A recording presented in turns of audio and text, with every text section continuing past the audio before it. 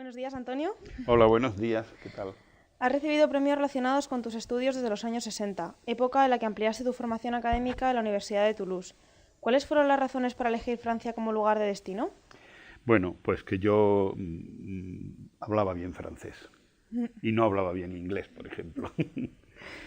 ¿Hubo algún profesor que fomentase este tipo de estancias en el extranjero? Sin duda, Rogelio Segovia, que es mi maestro, fue una persona que nos inculcó a todos la idea de que había que ir al extranjero y que había que internacionalizarse y todo esto.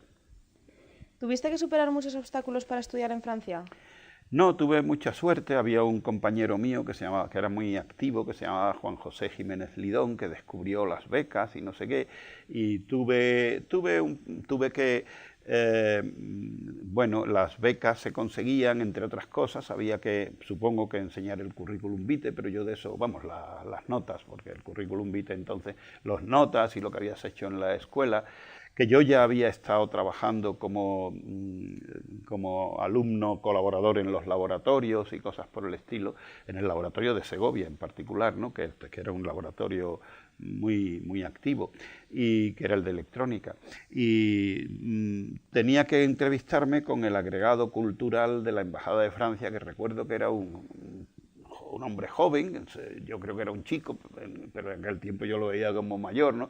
Que se encerraba y estudiaba, pasaba muchas horas estudiando y luego pues la secretaria decía, bueno, ahora está estudiando, no puede, o sea, que estaría haciendo el doctorado, quién sabe lo que estaría haciendo. Y entonces él quería que yo estudiara automática y yo quería estudiar física del sólido y ese era el problema. Yo me fui a Francia para estudiar automática, pero luego cambié. En la época que estuviste en Francia no era habitual realizar estudios universitarios o postdoctorales fuera de España. ¿Te sentías un privilegiado en aquel momento? No, yo no me sentía un privilegiado. Yo lo que me hubiera gustado es haber ido a Estados Unidos, pero no sabía suficiente inglés y por lo tanto no lo intenté. Pero Francia me parecía una opción una buena opción y me sentía con mucha suerte, pero no especialmente un privilegiado. ¿Puedes decirnos en pocas palabras cómo fue tu proceso de adaptación al nuevo país y a la universidad escogida para ampliar tus estudios? Pues fue fácil. Yo no me acuerdo bien lo que hice, pero lo que hice fue que me fui allí para estudiar automática, que era para lo que habían dado la beca, y conseguí, no sé lo que hice, pero se ve que me moví bien. Y conseguí pues cambiarme de sitio. O sea, yo iba para hacer una cosa y me fui a otro sitio, no sé, me preguntaría dónde se estudia esto, no sé qué, le dije al profesor del laboratorio, que era el señor Fert, Monsieur Fert. Yo empecé con uno que se llamaba Dupin. Y entonces, pues, seguramente les expliqué que yo quería hacer otra cosa y fui a otro sitio, a este señor que se llamaba Fert, y entonces, pues, se conoce que me aceptaron. Los estudios eran un poco como de posgraduado, ¿no? O sea, era estar en un laboratorio y te dabas unas pocas de clases, como ahora es el doctorado aquí, ¿no? Das unas pocas de clases, pero estabas la mayor parte del tiempo en un laboratorio. Y bueno, pues eso, me cambié. ¿Y fue duro el proceso de reincorporación a España?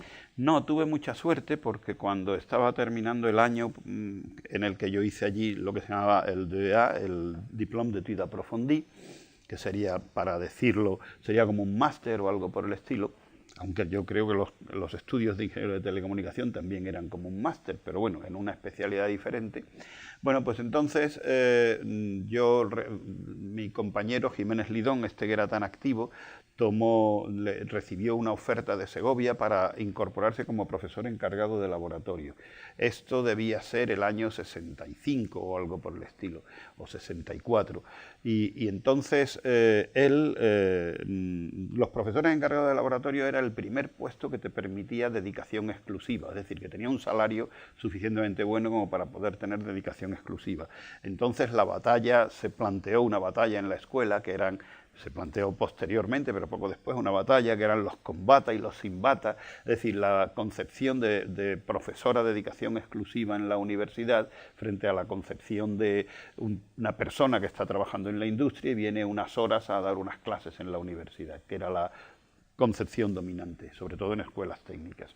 Y era el único puesto que permitía estar a dedicación completa. Este puesto lo creó el ministro Lora Tamayo, y entonces Total, que él recibió pero no, él no quiso aceptar la oferta y entonces Segovia me la ofreció a mí y me vine con facilidad. Como pasó, bueno, fue agradable.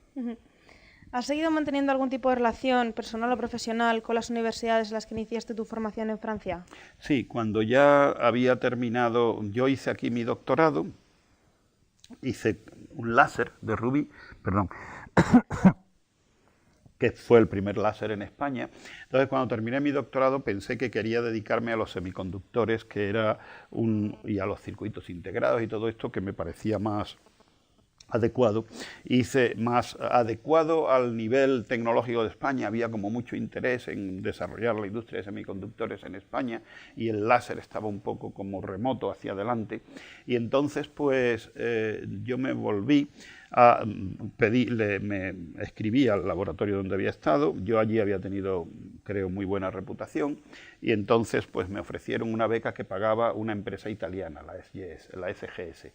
Y me fui otra vez, estuve en Italia un año para ver qué querían, un mes para ver qué querían y luego me volví, ya me había casado, luego me volví a Toulouse con mi mujer y bueno, allí estuve pues un año haciendo un postdoc sobre transistores de alta frecuencia.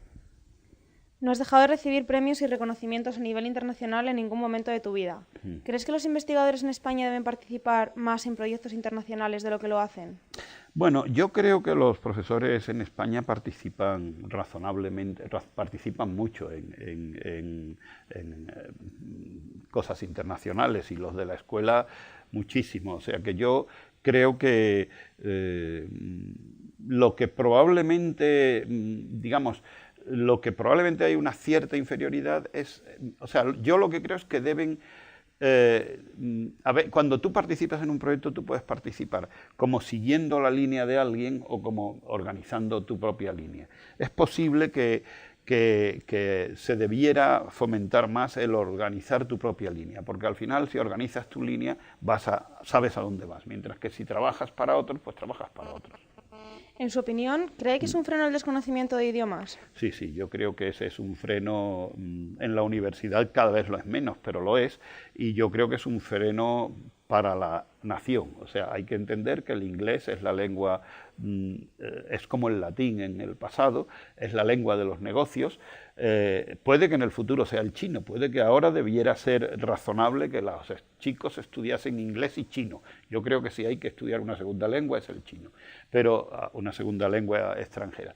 Pero en cualquier caso el inglés es una lengua sin la cual no se pueden hacer negocios, y yo creo que uno de los aspectos que mantiene a España pues un poco a la zaga de lo que quisiéramos, o sea, de estar a la cabeza de los países, aunque estamos bastante bien, es la falta de educación, de conocimiento de inglés, o sea, la falta de educación en idiomas. En ese sentido me parecen estupendas las acciones que se emprendan o se emprenden por parte de los políticos en el aprendizaje del inglés. ¿En la actualidad está trabajando en algún proyecto conjunto con universidades de otros países? Sí, aquí siempre estamos trabajando es decir, por mucho tiempo la mayor fuente de financiación del instituto ha sido el dinero procedente de Europa. Es solo recientemente, y eso en cierta medida, en mi opinión, era un símbolo de debilidad, solo recientemente, un símbolo de debilidad como país. Solo recientemente estamos teniendo más financiación española que financiación europea y estoy muy contento con eso. Pero en cualquier caso hemos colaborado con muchísima gente, yo diría que con varias decenas con quizá 30 centros extranjeros en la historia del instituto, o 40 o 50, no lo sé. Y, por ejemplo, fue muy importante cuando yo dirigí lo que se llamaba Full Spectrum, que fue el primer, que era un proyecto con 19 centros extranjeros, con 19 centros europeos, no todos extranjeros, había 2 o 3 españoles en este proyecto integrado. Era un proyecto en el que la Comisión Europea daba 8,4 millones de euros, y fue el primer intento organizado en el mundo probablemente para hacer una investigación cooperativa sobre nuevos conceptos de células solares. Y bueno, no sé, y lo dirigíamos nosotros. y lo dirigíamos nosotros porque primero hicimos una conferencia sugerida por la Comisión Europea en Cercedilla, que fue muy importante, en el 2002 me parece que fue, donde pues vino un premio Nobel, también escribimos un libro de qué había que hacer para hacer nuevas células solares. Y entonces este libro fue muy importante. En Estados Unidos luego hicieron una cosa parecida y pusieron este libro explícitamente como una base. En Japón han hecho una cosa parecida y uno de los proyectos que ellos tienen también se llama Full Spectrum, y fue un proyecto importantísimo. Y había centros como el Instituto Fraunhofer, el Instituto Fraunhofer de Energía Solar en Alemania, el Imperial College, no sé, o sea, la CGA, la Comisaría de Energía Atomique, de Génie Atomique, o de Energía Atomique, de Génie Atomique, no me acuerdo bueno, pero había muchos centros de primer nivel. Y ahora, por ejemplo, en este momento estamos también,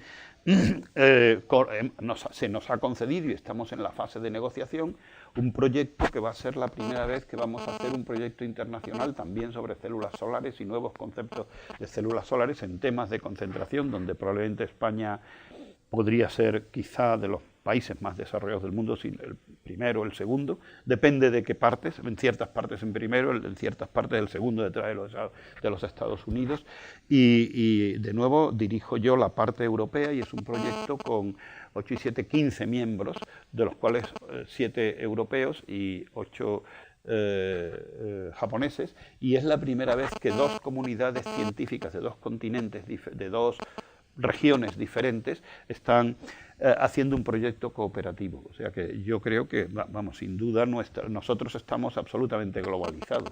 Por otra parte, el instituto, por ejemplo, aquí se ve, es de los más, el Instituto de Energía Solar, en el que yo empecé a trabajar en este tema en el 64, pues ha cumplido ya sus 30 años y es quizá el más antiguo del mundo que está trabajando continuamente en energía solar, en energía solar fotovoltaica. Pues muchísimas gracias por compartir con nosotros toda su experiencia internacional y los proyectos que tiene ahora entre manos, y esperemos que continúe con todos ellos. Gracias. Muy bien, muchas gracias. Gracias.